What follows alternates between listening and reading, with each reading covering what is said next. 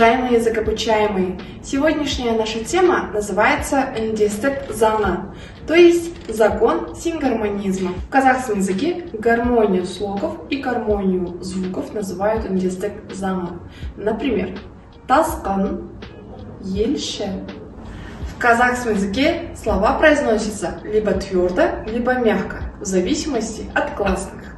Например, твердое произношение «жаз», «қыз», «аспан», «болт», «орындық». Мягкое произношение «көктем», «күз», «түс», «тіл», «мектеп». Если последний слог слова имеет твердые гласные звуки, то к нему присоединяется окончание с твердыми гласными. А если мягкий, то мягкие гласные. Например, «кітап», «кітаптар».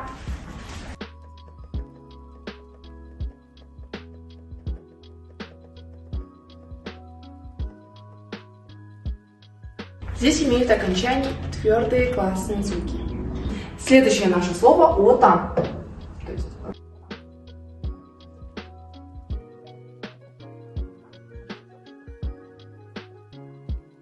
Следующие наши примеры – твердые гласные звуки. Например, «дәптер» – тетрадь.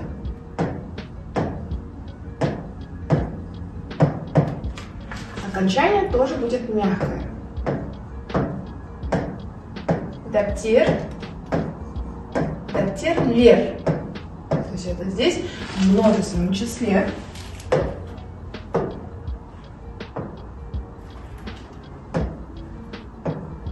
Следующее наше слово «мереке» – праздник.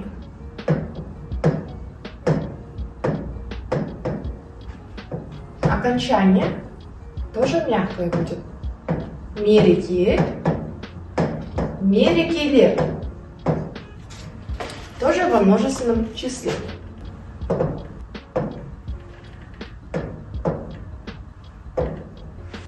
Следующая наша тема называется «буын үндестігі», то есть гармония гласных. Буын үндестігі – это влияние впереди стоящего слога на последующие слоги. Например, «сары арқа».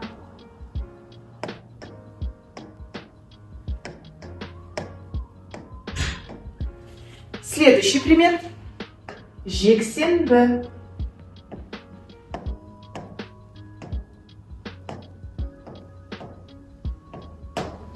Последний слог корня влияет на аффиксы. Последний слог корня влияет на выбор аффикса.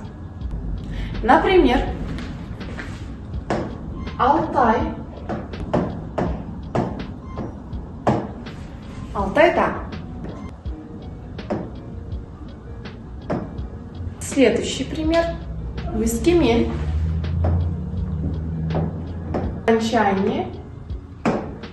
Мен. Следующий пример – Атырау.